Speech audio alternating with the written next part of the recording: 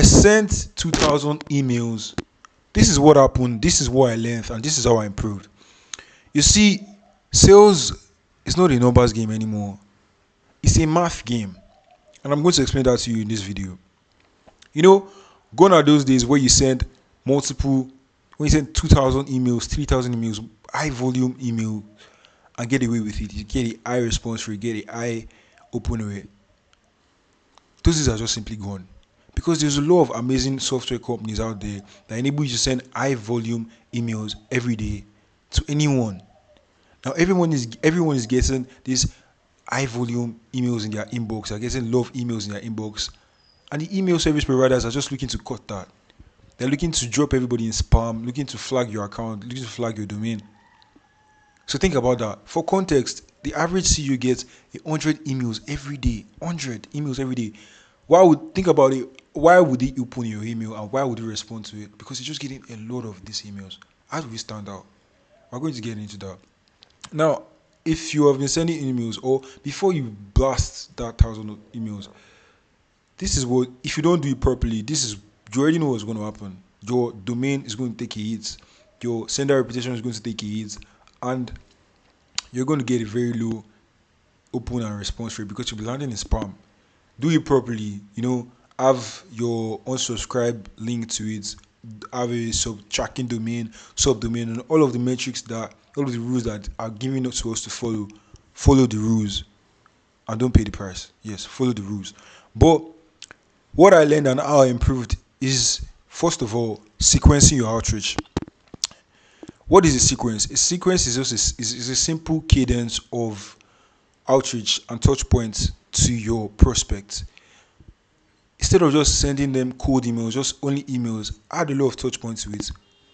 Cold emails, a call, a text, a LinkedIn connection request, or a DM.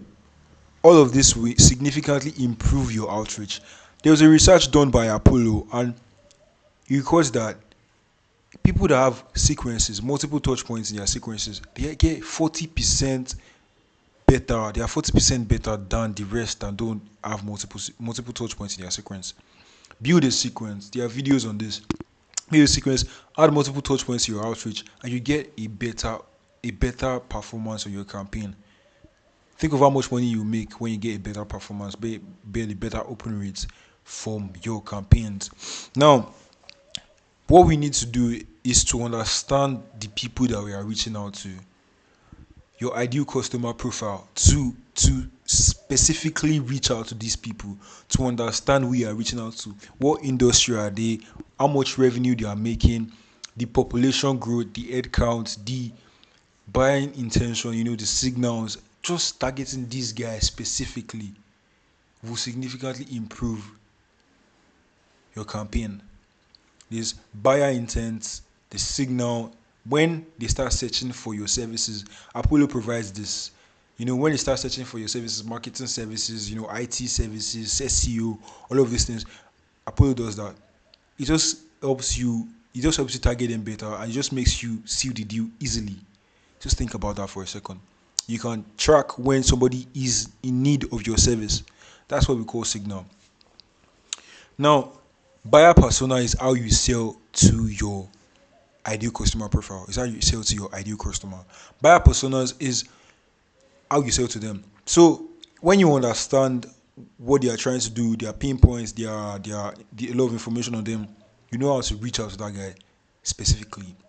There's a lot of social selling, to understanding how to sell to people on social media, or social selling, reaching out to these guys, building connection. LinkedIn has that.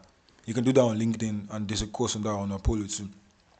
Now, lead prioritization and lead scoring. You cannot give a level 1 attention.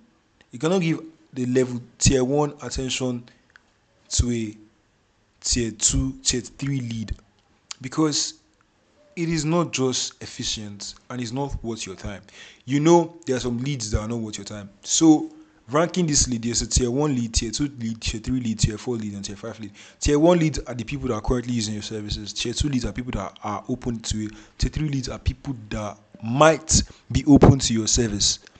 Now, targeting tier 1 leads and you showing a lot of personalization will make you more money. It's like the Pareto principle.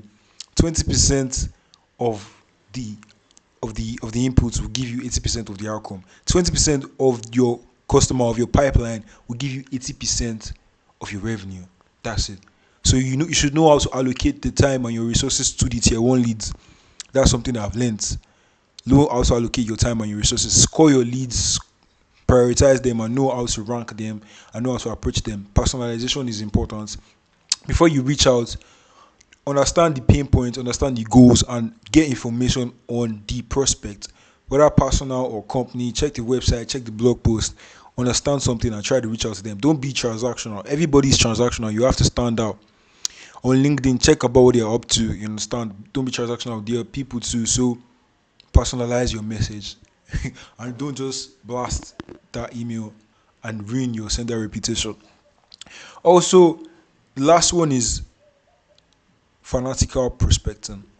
Fanatical prospecting just is a book by Jay Blount, but I've not read it, but I've gone through it, and it talks about you prospecting seriously, that you have a full pipeline of qualified leads, people that can buy your services, people that are already primed to buy from you. And I'm going to explain what I said. Selling is a math game. Now, imagine you have a list of 1,000 people. You have a list of 1,000 people.